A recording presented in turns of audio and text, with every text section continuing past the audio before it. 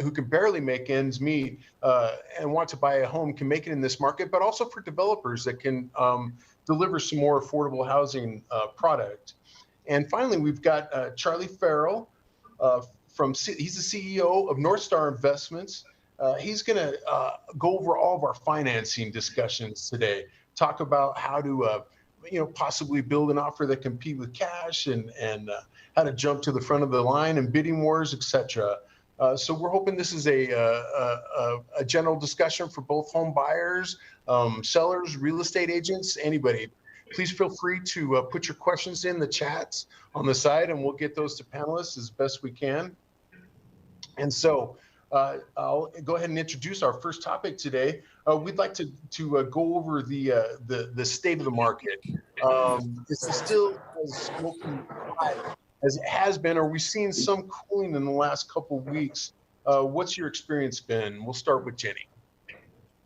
Hi, thank you so much for having me. So the current state of the market is a bit the same. We are still seeing incredibly low inventory. May closed out with just over 2,000 pieces of inventory. And for context, you need to have about 36,000 pieces. So our inventory is still at a record low. What we are seeing is, I think, a bit of pandemic priorities shifting. We're all excited about being able to go out and about and travel again. And we're starting to see a little bit of summer vacations lowering our showings on our listings here in Denver Metro. Thank you. Lydia? Hi, thanks for having me too. And I totally agree with Jenny. I mean, we're such a lifestyle state here. I mean, I feel like a lot of people are away traveling and we still have the low inventory. I also feel like, I mean, it's just try to get anything done when people are away, and it's going to feel like cooling. We also have a lot of homes that are overpriced on the market that might appear to be cooling, but it's just way overpriced. So.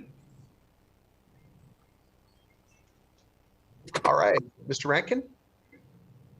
Morning, Dennis. Thanks for having me. Yeah, I absolutely agree with Jenny and Lydia. From a developer standpoint, we're seeing record low inventory levels. Most of the builders in this market are metering their sales in order to match up with what the trade capacity is to get the homes built. But we certainly have seen a little bit of a slowdown, but we would attribute that to typical seasonality and, kind of the Denver spending the summers with family and up in the mountains. And this typical little bit of slowdown we'd expect to see through the end of August. And then we certainly expect things to pick back up in the fall.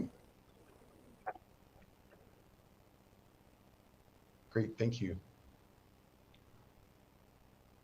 Dan, I believe you're up. All right, well, thank you, Dennis, and everybody for having us here. Here at CHAPA, we deal in the low to moderate income, the single family world. And what we're seeing there is it's a little bit of a slowdown than it was last year, for sure. I'm going to agree with everybody on the inventory and the home prices, but we're still seeing an increase in average loan amounts for the home buyer here. But the increase year-over-year increase is starting to slow down. So it's still increasing on annual basis, but the level of increase is no longer double digits on a year-over-year. So it's encouraging, but the level of home prices right now is getting out of reach for especially low to moderate income people. Thank you, Dan. Charlie, what do you think? Well, I can definitely tell you from an investment standpoint, residential real estate is pretty hot in terms of where people are looking for returns. We see more individuals investing in residential real estate on their own. And the other big factor that is new to the markets is really the movement of institutional money into the residential market. So there are big pools of capital out there that are pursuing the same homes that average folks are going after. That's why you see so many cash deals as well. While these companies may be able to access investor capital, large lines of credit, so they can come to the table with a lot of money really quick. And you're seeing kind of a financialization of residential real estate. So what that means is residential real estate valuations and things are probably going to start to look more like the stock market in terms of they're probably going to be expensive, and it's probably going to stay expensive for a while because of the sheer flow of funds into the residential real estate market. So, that's not so much short-term just for the summer issues. It's really a long-term kind of structural, secular issue in the residential real estate market, which for a while had been ignored by large money investors, but they're here and they're probably here to stay. All right. I just want to remind everybody real quick, you can hit your Q&A tab at the bottom. If you have any questions for our experts, please speak up. Alexander, do you have the next topic?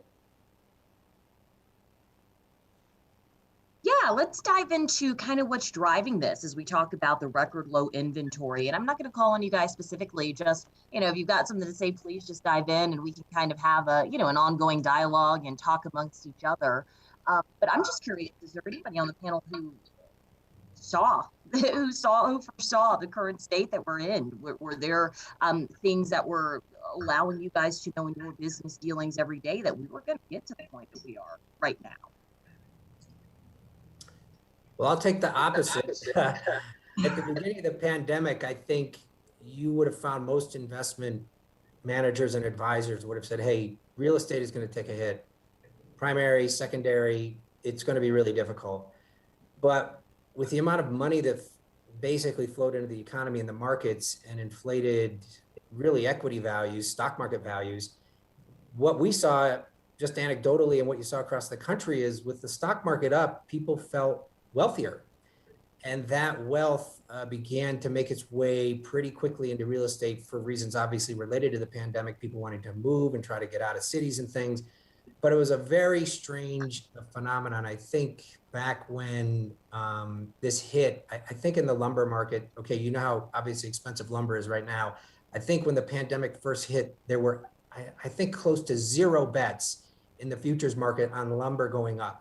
Everybody was thinking it's going down and it completely reversed. So I think it's a big, in terms of the financial markets, a big surprise that residential and just real estate in general has done so well.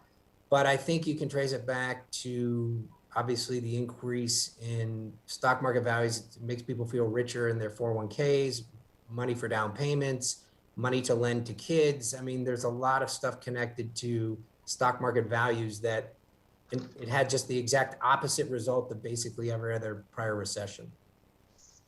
Yeah, because, oh, sorry, go ahead. I would say it really was the perfect storm of the stock market being high, people who are still employed feeling very wealthy, and at the same time feeling very frustrated, locked into their home in the pandemic. The interest rates were low. They were taking Zoom calls from closets.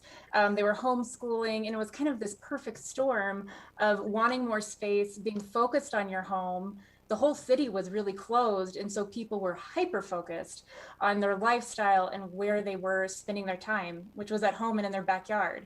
And if they didn't have one, they started to look for one. And that's kind of how this perfect storm came to be. Yeah, I feel like from January until recently, it was like Fast and the Furious with people just jumping on everything that they possibly could. Like Dan was saying, and Charlie with the lumber, I mean, a month ago, it was like an aha moment. I'm like, I get it, people are moving here, but why are they paying so much for houses that are not remodeled? Like they're paying remodeled prices and then some. Like previously we were not shy about saying, hey, pay 25, 50 more, but now it's like 100 to 400,000 more for a house. And like a lot, it just didn't make sense until somebody was like, yeah, the sawmills were closed last year and they're playing catch up kind of thing. So if you buy an old house and gut it, it's cheaper than building a new one right now. I mean, it just makes sense. And it's a while that people are paying for these homes. I mean, we've done so many stories with realtors who are saying these appraisal gaps are just why people are paying, $50, $60, $70, $100,000 over asking. And I want to get to a deeper question that someone asked, which I think is so relevant. Is this just a rich folks game right now, in Denver Metro? Like, are the families under 100K? Can they even get in and play in this game right now? It's like a fresh set of eyes game. I mean, you got people from out of town coming saying, oh, this is so cheap. I get a mountain view and a big house and lots of land. This is what it's worth to me, and I don't care what it appraises for. Yeah, let me just give you a bit of perspective on the first-time homebuyer market. Last year, CHAPA helped over 10,500 borrowers purchase their home. 95% of that was first-time homebuyers. 50% of that was here in the Denver market. So, you know, our average loan amount is about 300,000. So it's out there. People are finding them, but it's taking a long time. They're having to put multiple, 20, 30 contracts. Yeah. They're being outbid constantly. And the fact that they're coming in with, you know, down payment assistance programs, sellers are a little weary of that. But, you know, for those people out there looking, you know, in the affordable world, they can find it. It's just going to take some time. Yeah, and with first-time homebuyers, like one of my first questions, which my boyfriend hates it when I ask people this question because he's like, "You'll never get a client if you say this," but it's like, look to your resources, look to your retirement. You know, with COVID, you're allowed to borrow the money. It depends on what company, but some of them are like 10 years with no penalty. Or ask your family members, but you know, it might like upset some people, but it's true. Like if you're like 5% down, you're competing with 20 other people. You know, what do you have? And to make an offer saying that you put more down, but you're borrowing money potentially, and then back it up with some language that says that the buyer is allowed to change the financing terms so long as they could, the seller net proceeds, you know, don't change them. Sorry.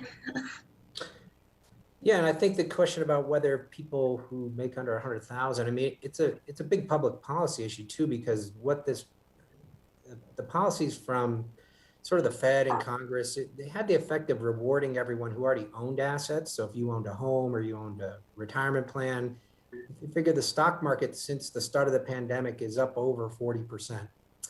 So though, you know, most people's incomes aren't up over 40%, right? So the asset side of things has grown faster. And I think it's true if you do, you know, if you're looking to raise cash, maybe you have relatives who have benefited from this, but you're younger and you haven't benefited. You have to really look at almost every single resource you have if your priority is to try to acquire a home. It's very difficult if you don't have assets at this point. So that's just been one of the unintended consequences of the way the economy, you know, the way they address the shock to the economy, unfortunately, and it's sort of getting baked into things. You know, the prices are the prices, and it's hard for things in popular areas to start coming back down. And so I think people probably have to get a little bit used to these prices and the challenges for folks who, you know, maybe not have, you know, income in the $150,000 to $200,000 range. If you're under 100, I think it's going to be difficult. And you're going to have to do a lot more work. I want to touch upon something Lydia mentioned, because you were saying, you know, for some folks coming from different areas, these prices aren't that expensive if you're coming from, you know, a San Francisco or a Boston or a Los Angeles, DC. And it's something that we kind of discussed as we were diving into some of these statistics that, you know, there are more millennials coming to Colorado and the Denver metro area than anywhere else. And they're millennials with money. So they're, you know, things are going. And this kind of brings me to a couple of questions we've seen from our viewers. Hi, as we get more folks in here, thank you for joining us. They're kind of asking, are the folks who live here, Coloradans, the folks that really matter, right? Are they going to start leaving this area? Are you all seeing that in your businesses? Yes. It's not the old Denver anymore. So. Yeah, I'm personally, we're not seeing Colorado we work with a lot of folks who are retired, and Colorado is an attractive place to retire. So we're seeing people wanting to come here. If they're moving from a market where real estate prices are comparable or higher, they're coming here and looking for a deal. It'll be harder for people moving from other markets where they can't compete, but Colorado is very attractive. So we have this demand push, plus we've got just the bigger issues in the economy pushing money into real estate. So we've kind of got a double, you know, sort of like a supercharged price appreciation cycle. Yeah, and I think we've seen a whole mix of who these buyers are today. Specifically, you know, certainly there is the people on the news who are migrating in from out of state, from New York or California, where Denver prices seem very affordable. The other mix in buyers that we're seeing are families who are looking at working from home, maybe a little more permanently, taking into account the virtual schooling that has seemed to become some of the norm at times. And so that changes people's housing needs. So we are seeing a lot of migration, both from from smaller houses in the city to outside, as well as people migrating in. So I think we've got a whole mix of buyers. Going further, that's a question that I had. I spoke with a realtor the other day who said he had a client who wanted to move to some location he had never even heard of. He's been doing this for 20 years and he had to like get on Google Maps and find the place. Are people, I think, you know, maybe with the pandemic also, this ties in here, are you finding folks are willing to move out even further than they would have prior to this bump and the pandemic and everything else we're dealing with? Yes, absolutely. I think there's a big push for folks who are interested in getting a little bit more space. You know, being downtown in a townhouse or condo may have been something that was very appealing, but now having a yard, having some space where you can get outside and certainly be able to exercise and enjoy the outside that Colorado has to offer. And while it may mean a little longer commute on the days that you do go back to work, it does provide a little bit more price affordability if you get out to some of the outskirt neighborhoods. And they don't care how small the yard of his house is, as long as they get that yard. Well, and even anecdotally, like in the mountain communities, if you spend some time up there and you meet somebody and say, oh, where are you from? I mean, you'll meet people, oh, I just moved here from Texas, from California, I work remote. I mean, as long as they can get an internet connection, this is a pretty popular place to be. And that is certainly driving up, I mean, with low inventory and folks moving here with, equity from other homes, it's definitely driving up prices. Colorado's a popular place to live, so we're fighting both of those things. I would agree. It's not just a residential market issue, economic development challenge that people are moving in that could be working on the East Coast, but living here in Colorado and taking up some of that inventory as well. It's been a hidden secret for a long time. I'm sure Jenny would agree. I mean, how many people have you met, Jenny, where they came to visit for a weekend, it's the first day, and they're like, I love it here. I'm going to rent for a year and then buy. Oh my gosh. Here and see if they like it here. They just know after one day. For the last 20 years, it's been that way. So true. We all have a friend that moved here from a vacation that they just they couldn't leave, whether it was in the mountains and then the city. But I mean, the good news is that, the appreciation that we're all experiencing hits everybody. So if you can just get into the market where you can, your income is going to go up with that appreciation and your equity is going to be there for you, whether you're the native that's been here for 40 years or somebody who just moved in. So that's the redeeming quality about the Denver market right now. Yeah, I mean, I feel like the last 10 plus years, it's been a land play too, because Denver's so small. I mean, there's only so much land in Metro Denver. That's it. So you either buy a small house and expand it or not. And you just rent and keep paying more and more rent every year. I mean, I think that's a good point on the appreciation. It's one of these things that people struggle with because housing is expensive and you think, well, should I stretch? Should I try to, I mean, it can impact your ability to save for retirement and other things. But the reality is, in other markets like California and such, if you thought in the year 2000 it was too expensive, well, it's just a lot more expensive in 2021. And I think here, probably the reality is it's going to get more expensive and having an ability to get into a home and build equity in a market like this, it can be very important for your financial future, even though it feels odd to stretch and generally you would not want people to do it. But if you want to live in Colorado, it's one of the realities. But the side benefit, as Jenny said, is you generally will get that equity over the long term. So that's a positive for us here. Yeah, and one of the first questions is, do you want to stay here? Then you need to buy something now. Otherwise, don't wait. What are you going to wait for? Right, Lydia, that is the perfect point that I think we want to move to the next phase of this conversation, because we need to give some folks some tips. Like everybody's saying, you can't afford to wait. You've got to get in now, but this seems so daunting for a lot of folks. I'm going to turn this over to Dennis as we kind of get into some of the nitty gritty of how we can help folks on this fall and those who will be watching get into the market. No, you hit it right on the head, Alexandra. I wanted to follow up a little bit on that notion. One of the questions we had is it still a good time to get in the market? Is home ownership still a good investment? I've heard all of you say yes. So let's move on to those tips. How can you help these buyers that are experiencing so much fatigue? What can they do? What advice from your specific sectors can you give to help homeowners get into this market if they can, or to downsize or upsize if that's what they're looking for? Thank you. Go for Jenny. Oh, go ahead. No, go ahead, Dan. Sorry. Well, my advice is, come prepared. Look at the market, understand, the market dynamics. And we don't have a Colorado housing market. We have regional markets. We have communities within the metro area that are very different. For those first-time homebuyers, there's homebuyer education out there. Please, take advantage of it. It's free to you. Understand what it takes to really, purchase a home. Get your budget in line. Make sure that you know exactly how much you want to spend, so you're not out there looking at properties that are outside of your price range. And if you are a first-time home buyer, there's a lot of programs out there for you. I would do your research. There's some down payment assistance. There's some other assistance programs out there. If you're a veteran or if you're moving into the rural areas, there's programs out there. So my advice for everybody is just come prepared. Yeah. I'll chime in on that as well. I think being prepared with what your priorities are, whether it's to just get in a home so that your money is rising with the equity in the market, or if it's to get that dream home, is really important, because all of those priorities will shift over time. And so knowing what you want before you get into the market will help with some of that emotional kind of buyer fatigue we've all heard about.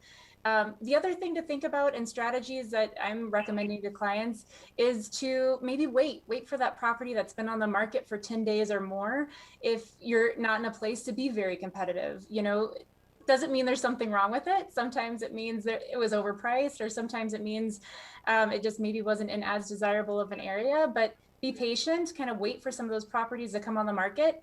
And you know what? Put in backup offers. Honestly, in this market, buyers are having to make decisions so quickly that they sometimes regret it and they're pulling out. And if you have that second place position, it automatically goes to you. So just some quick tricks of how you can kind of put your foot in the door, even if you're number two. So, sorry. Go ahead. No, go ahead, Lydia. So one of my clients said it right like 10 plus years ago, that buying in Denver is like a sport. So you just have to make sure to get the right team to bat for you. We're very local. We're very relationship based here in Denver. Our contracts are structured differently than other states. I mean, you could pretty much cancel until almost closing if you keep all the deadlines in place. But one of the tips would be to remove all your deadlines if you want to do. Like inspection, appraisal, loan termination, just delete them. If you're competing against cash and you just know, and your lender has all your files and knows, I mean, there's not going to be any surprises per se. Increase your earnest money. I just closed with a client that put $200,000 earnest money. I mean, you get it back if you cancel and keep your deadlines in place. A lot of people are doing hard earnest money. I have a client that was scared to offer hard earnest money, and hard earnest money is saying, here's $5,000. If we don't close, the seller gets to keep it. And then the seller's thinking, oh, that'll cover my next, month or 2 months mortgage. Why not take these people?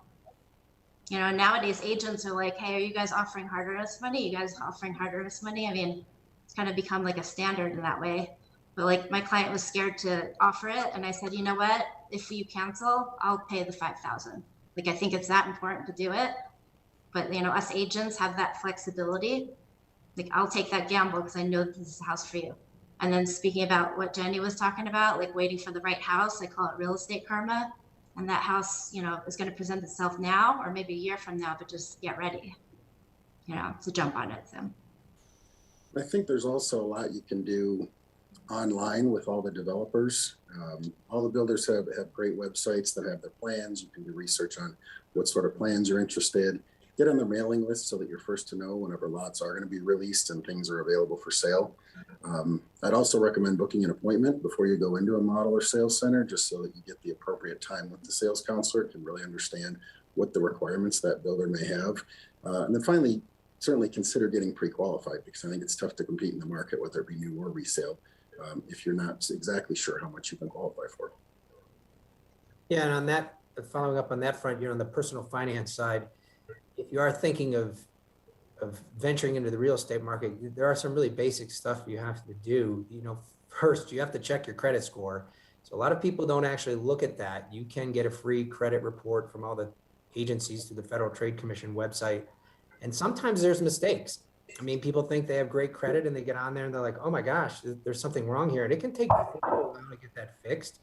So it's not something you want to check into when you're ready to write an offer, right? I mean, you really want to get something like that for you and whoever your partner is. If you're buying the house with somebody, get that done well ahead of time, because you may find there are problems that take a while to fix.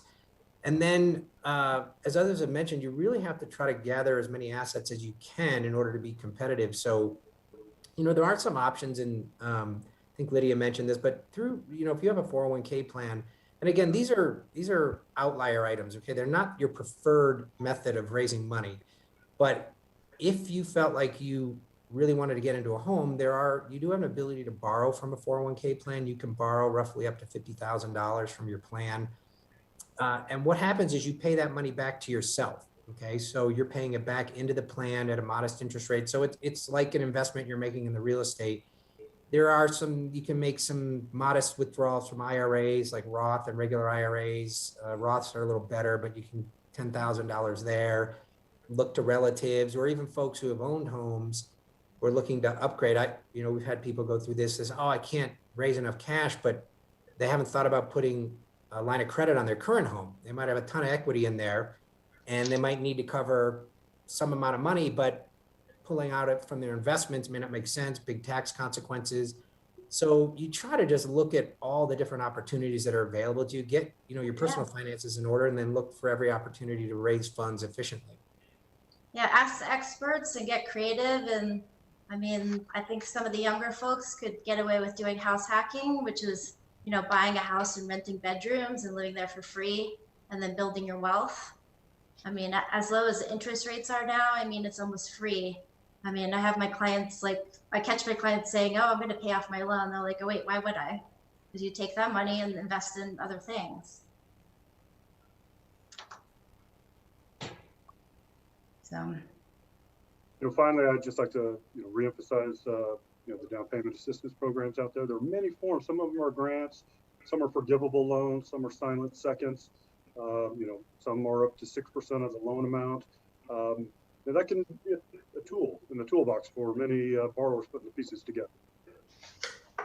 Yeah, and I think you mentioned this, Dan, but also people looking at, VA or even USDA loans. I mean, some of those things that qualify as rural are a lot closer to towns than you might think. So there are, there's a lot of different levers you could pull, but you do need to do some research on what sort of financing plans might be available and even down payment assistance. And find a really good lender that can close fast, like in 2 to 3 weeks. I mean, it's equivalent to cash in a lot of people's eyes. So. Efficiency is a commodity in this market right now. Yes. And then speaking about those corporations that are picking up real estate, I mean, I've had listings where they don't even look at your property and they send you like this weird email that's like, oh, we want to buy your house for this, but it's low, it's never high. Like, oh, somebody's paying $1 million on $500,000. That's, it's not happening locally as far as I've seen. Yeah, most of the stuff you'd see from professionally managed funds would, it would be a formal approach. It wouldn't be sort of an odd email like that. I saw somebody asked in one of the questions, why are institutional investors into this market? It's really about income production and cash flow. So because interest rates are so low in the bond market, what you might think of as, if you go to the bank and you put money in a CD and you get 0.25% or something, investors see this and they're looking for places to produce income, and residential real estate has good income production potential if you rent it out. So a lot of them are focused on that, buying the homes and renting them out, not necessarily flipping or turning them, but turning them into long-term income production products for investors. So that would take some inventory off the market for the first-time home buyers as well. That's the other challenge is as that money goes into rental pools, it gets harder for people to find homes to own. So, it's another one of these challenges in the current environment. Yeah. So there's been, I'm sorry, Lydia, I didn't mean to cut you off. There's been some discussion about, can people that are hoping to get into something that's less than 100,000, do they have any hope at all? More attainable type housing, more affordable housing. I'd like to take that from the development side and turn over to Dan McMahon for just a minute. Can you tell folks how CHAFA works and how you're incentivizing developers to build affordable housing? And also, if we could hear from Taylor Morris, as if they're participating in any of those and what you're seeing as far as delivering to that first-time buyer market or that millennial market. Sure, happy to. Here at CHAFA, we have really three production arms: a single-family program, multifamily affordable program development, as well as an economic development, small business lending. And our multifamily development division, they focus on helping developers build more affordable rental units using low-income housing tax credits or multiple financing options to lower the price of those units on the rental side.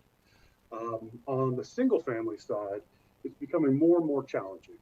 We have a lot of very sophisticated programs to help borrowers purchase house at affordable mortgages and affordable levels, but developing affordable housing on single-family for-sale housing right now is one of CHAFA's key strategic initiatives. We want to help those developers out there. We know the land is expensive. We know there's a lot of competition out there. And, what we're doing is we're looking at working with local land trusts, where a nonprofit land trust owns the land, and they build single-family for-sale housing and sell it to an eligible borrower. But by keeping the land out of the mix, it's a 99-year lease to the borrower. So it really creates an affordable home for that purchaser and creates long-term affordability going forward. So that's a model that we're utilizing quite a bit right now. We're looking at, there's some federal legislation that we're hearing about, single-family first-time homebuyer tax credits that can be used for the development of affordable for-sale housing. So there's a lot of movement. The inventory issue is not specific to Colorado or Denver itself. It's a nationwide issue. And so, with all the relief packages, we are starting to hear some federal programs coming out to help spur more single-family for-sale construction. We've got a lot of other irons in the fire on how to get that construction going, working with local school boards or the state government on land, universities. Right now, that's we're trying to help the school board understand that for-sale housing for their teachers on land that they already own is a viable option, and it's starting to get some traction there. Thank you, Dan. Yeah. What do you think, Matt? Yeah, I think that's a great question, and certainly housing affordability is something that's at the forefront of all the developers, especially in this market as hot as it's become. Taylor Morrison, as well as all the large builders, have affiliated lenders, and we've actually grown our portfolio over the last year of first-time homebuyer communities, as well as communities that qualify for FHA loans and VA loans, and we also have programs to work with CHAFA. So definitely something that all the builders are very conscious of and really pushing to be able to deliver. As frankly, the first-time homebuyers were the first homebuyers to come back to the market post-COVID, and so there's a big demand there, and certainly one that we're excited to be able to serve.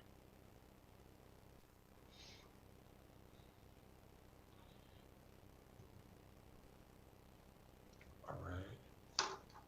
One final thing, just on the inventory side, we're starting to hear a lot more interest in what's called accessory dwelling units, especially here in the metro area. That's if your property is zoned correctly or in proper or allowable ADU zoning code, to help offset, maybe people are looking to downsize or create rental income in their own property without going the Airbnb route or something like that, create an accessible dwelling unit or a rental property, a mother-in-law above the garage, something like that. We're getting a lot of interest in that, and trying to help create a permanent source of financing for those borrowers that are current homeowners looking to create a little bit of income for themselves. Maybe they're in a neighborhood that's getting gentrified and this would help them stay in there, or they're looking to downsize, move into the ADU themselves, and rent out the main property. Thanks, Dan. This one's for everybody. This is open-ended. What's going to bring balance to this market, and what does balance look like? This seems to be an area of real estate that a lot of Denverites, and I'm a Colorado native as well, we haven't seen a market like this. Maybe they've seen these out east or sometimes in Austin or whatever, but in your opinion, what's going to bring balance to this market, and what does that look like? Well, I can start. It wouldn't be good news. It would be bad news, and probably you need a stock market correction, like a serious correction, and that will bring down asset prices across the board. You can just look at other recessions. That's what happened, because if you have a serious correction, you have serious unemployment, income goes down, asset values go down, prices come down. But it doesn't necessarily make it more affordable, because of course people have less income and less assets. So you need a correction in order to stop the momentum of the income production. And that's not a great outcome, right? I mean, people want a correction, but you're not going to have a painless correction in prices. You won't get a correction without other negative, large factors going on in the economy. So I think unless that happens, there's still going to be a lot of momentum for price appreciation. I saw somebody asked a question about how can prices keep going up if wages don't keep going up? It's happened in a lot of places, a lot of, from East Coast, West Coast, and, people figure out I think Lydia said, there's multiple income earners in one home. People are doing a lot of things to afford it. So it can keep going up even if incomes don't go up. And then sometimes the demographics of your region changes, like San Francisco, where if you start bringing in more higher income workers and professionals, that can price a lot of other people out, because again, your demographics change. So, it might not, the incomes of each person might not be going up, but your demographics are trending toward higher income earners. So I think hoping for a correction, I don't think is going to happen just out of the goodness of people's hearts. Nobody's going to sell their house for less than they think it's worth. You'd have to have bigger issues going on in the economy. Yeah, and I think the kind of compounding factor to that is our economy's never seen a work from home environment like we're in right now. People are working wherever they want, and they're loving where they live and deciding to live based on kind of internal priorities, whereas before it was really jobs that drove where people lived. So even if we do have that stock market correction and prices come down, because I do think an affordability wall's a bit inevitable, something's going to shift in terms of that. The demand for our housing is not. Those Rocky Mountains aren't going anywhere, and the lifestyle that Denver gives us is here to stay. So even if we do have some sort of shift economically, the demand to live here is always potentially going to keep our inventory low as long as everyone can work where they play.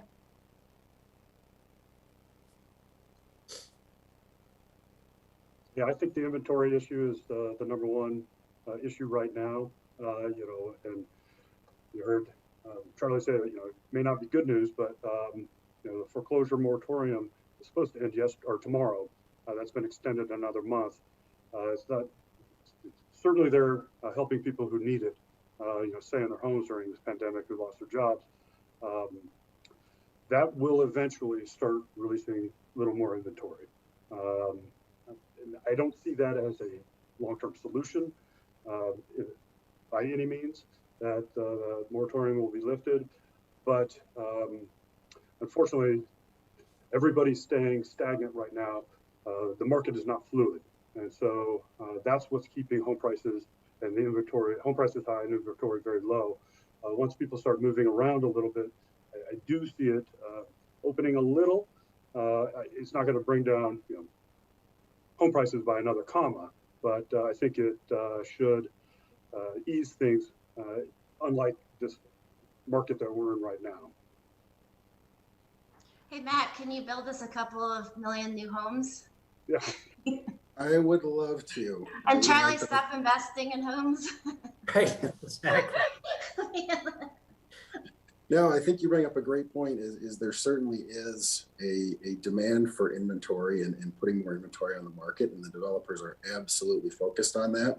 I think if you look back to what happened during COVID, is we had about a 30-day pause in the sales market, and then things took off when buyers started migrating and people started wanting more out of their homes, as far as a work from home or health and safety of a new house, whatever it may be that caused them to want to move, that spike the demand. But unfortunately, at the same time, we had a lot of the lumber mills were shut down, a lot of the suppliers were shut down, and even the ones that were open and were essential workers, they would inevitably have COVID cases and have to shut down for a couple of weeks while they got the plant sanitized. So that really put a hold on getting materials through the supply chain.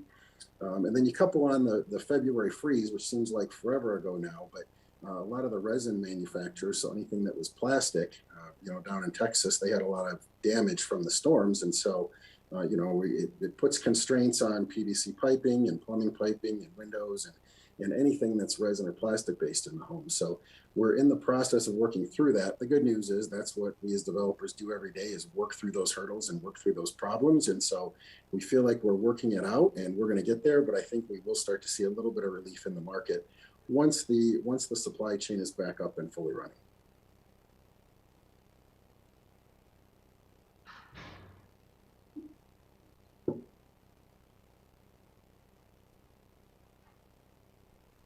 Can't hear you. Does anybody else want to weigh in on that, or should we move on? No, that's fine. Yeah. Okay. All right. Do you think, just a real quick follow-up for you, Matt, do you think the new construction is going to be able to keep up? We haven't really seen construction slow down all that much, either in the single family or the multifamily here in Metro Denver in at least the last 9 years, 8-9 years. Yeah, no, that's a great question. And certainly, everybody's excited to put as much inventory and get as much home buyers into their homes as we possibly can. As a building industry, we're certainly constrained by the lots that are available and getting lots developed.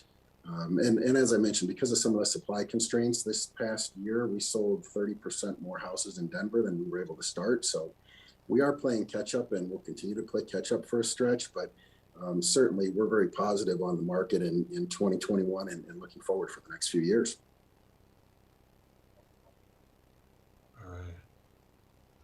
All right. Thank you.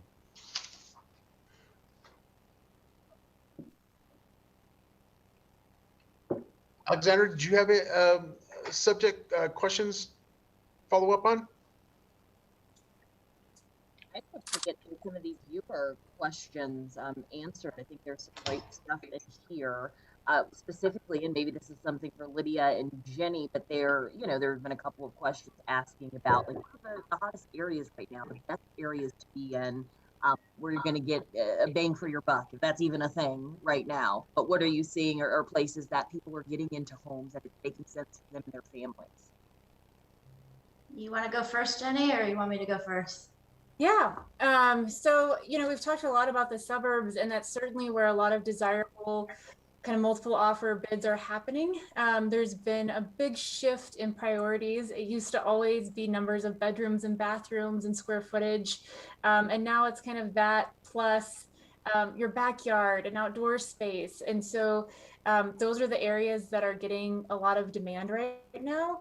So if it's within your realm of possibility to shift into the condo market or the townhome market, there's a little bit less demand in those spaces right now all over town. So to the extent you can do that, there's less demand in those areas. And I'd also say new constructions is a wonderful, wonderful option for home buyers right now. It sometimes takes a little bit more forethought because you maybe are 3, 6, 9 months out and you're having to plan in advance. But new construction is a really great option versus the resale market right now. So some of the hot spots that come to mind is Southwest Denver. So like Athma Park, Ruby Hill, Harvey Park, Westwood. The city's been talking about dumping a bunch of money into Westwood area, like near Alameda and Federal, forever. And next year they're doing like a $12 million bond, I believe. I own some commercial real estate on the Morrison corridor, and they're having the same people that developed Tennyson Square. They're going to develop the Morrison corridor, so into like a walking district. So that'll help areas like what I mentioned and Barnum and all around. So that's like one of the hot spots. And then Lakewood is crushing it, I gotta say, like anywhere in Lakewood, which, like, 10 plus years ago, Lakewood didn't get any love. And now it's like great because it's that much closer to the mountains from your fresh set of eyes. So like anything on the west side. Yeah, thank you for being so specific. I love Arvada, like Arvada, you have like 4 light rails, or neighborhoods near Arvada that never got attention, or they're like, oh, this is not great. But now fresh set of eye people are like, wow, this is only like 2-3 miles from downtown. I'm jumping on it, I like this question from Matthew, and I think Charlie, you kind of mentioned this as well. We're just talking about borrowing from your 401k. Obviously a fringe thing, but something that's acceptable. This idea of being house poor, I think for so long was not necessarily an acceptable thing. But has the market changed where if that's what it takes to get you in your house, is that okay these days? Well, I think that question is it is changing, because this is a national issue. I can tell you, I grew up in Cleveland, Ohio, and I still have a lot of folks back there I work with. And for many, many years, there was not much appreciation around Cleveland, Ohio. And in the last 18 months, they're seeing appreciation there. So this issue of affordability is nationwide, and it's acute here. But one of the things that's really important for long-term planning is when you retire, you really want a place to live that is basically paid for. Because once you retire, the less money you have going out the door, the more secure your retirement's going to be. And so if you're renting forever, you will always be pressured with rental increases. And if you're in a popular area, those are just going to keep going up. So there is a sense that in some places, if you want to be there, it can make sense to stretch to try to acquire a home, because long-term, it's very important to have a place with stable costs, particularly when you ultimately want to retire.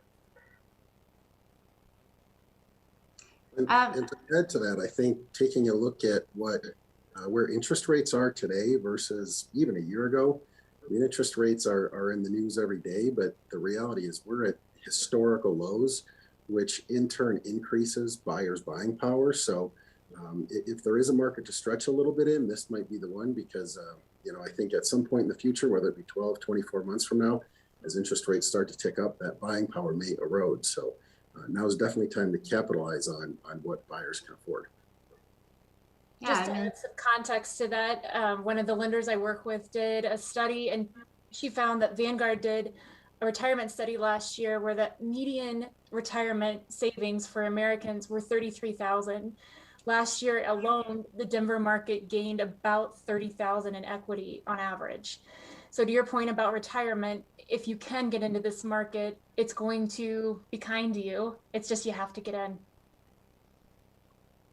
Yeah, it's kind of a bummer. You live in Colorado and you have to spend all your money on a mortgage and you can't afford to do anything. But hopefully over time, as you guys mentioned, especially for younger folks, as your income goes up and you get other expenses under control, it's just a different reality for folks today than it was, 20, 25 years ago in housing. And I think you have to adjust to it and adjust your perspective on personal finance. I always remind people of like where we came from, like fall of 2018, and how we went over 5% interest rate. I mean, that wasn't too long ago, but that's got to make a big difference. Do you guys see the Fed raising the interest rates in the fall? Real quick weigh in. We got time for one more. I guess I'm the finance person, so I should. It's always dangerous to try to predict what they're going to do, but I think structurally, once we get through the pandemic, interest rates will fundamentally be low. There's just too much debt out there to support higher interest rates, and they're going to have to keep repressing them one way or the other. Interesting. Any other thoughts on that? I think they may tick up a little bit, but we're not going to see a spike. back to the 6s and 7s that we saw, a decade, 2 decades ago. But they will be around these historic lows for a little while. That's my crystal ball. I've been wrong plenty of times. Me too. How many of us remember when it was double digits in Denver? We used to be 10, 15, 60% interest back in the 80s and 90s. Yeah. People don't know how good they have it now. I'm just saying. Mm-hmm. That's getting close to wrapping up our time. I think we do have time for everybody to make 1 minute of their closing remarks if they would like, and then we'll let Alexandra bring us across the finish line. So we'll go in reverse order this time for the closing statements. Let's start with you, Charlie.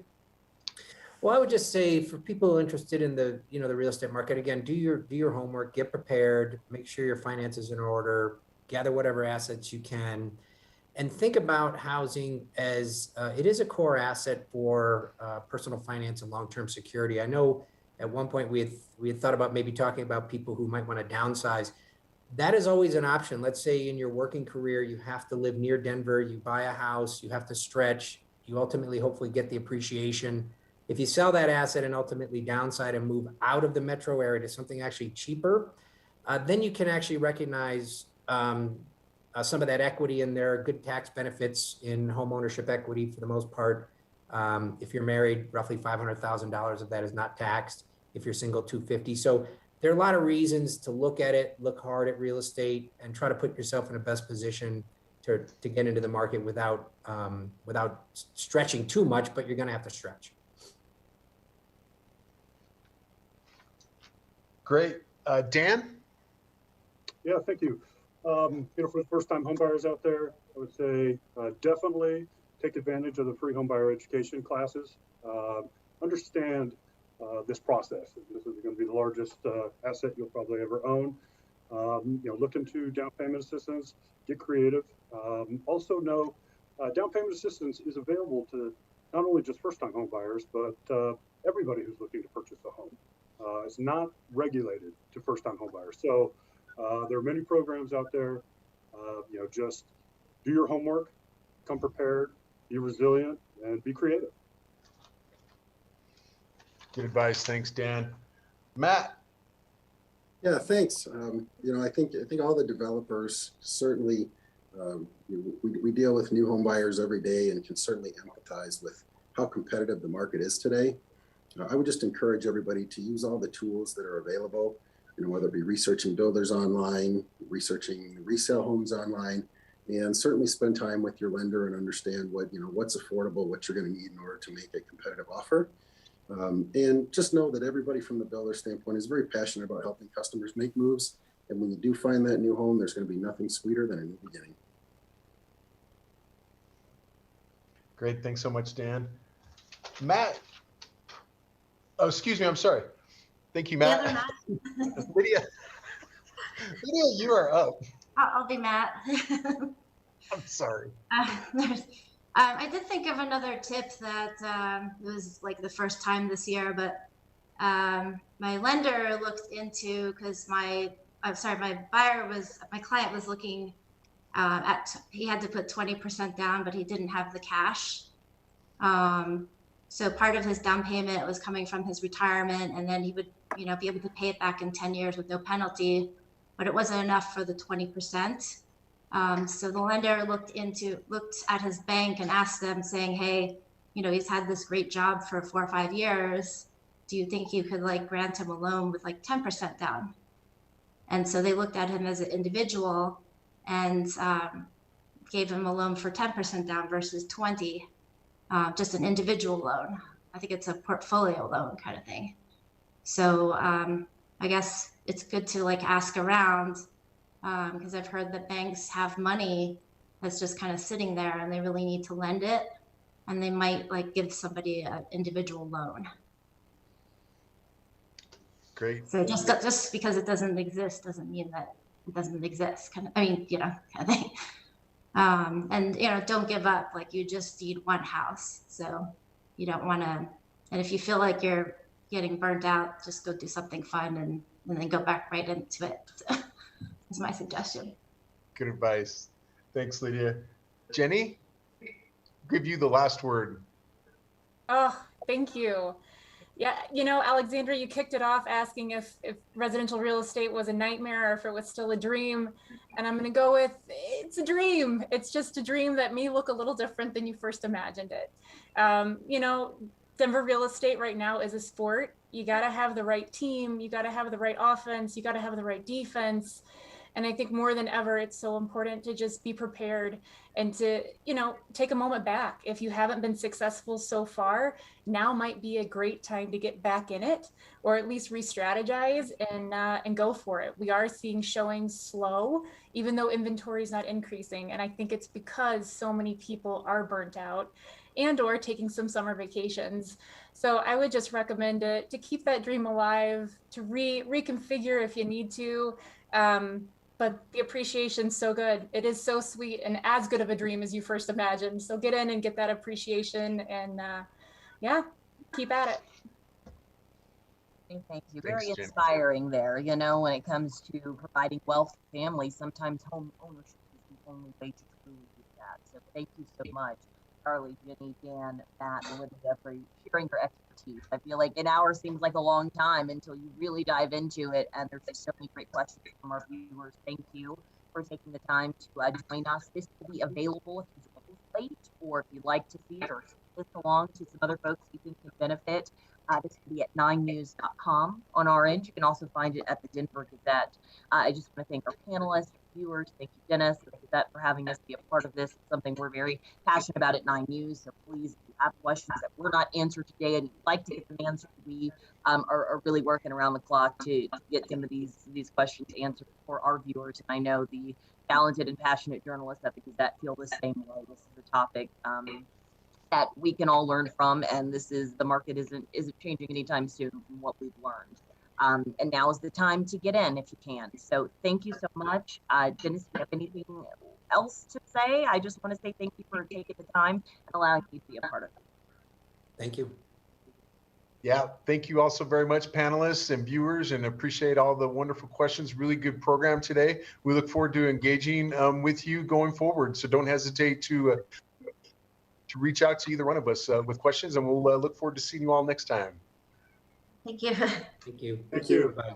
Bye.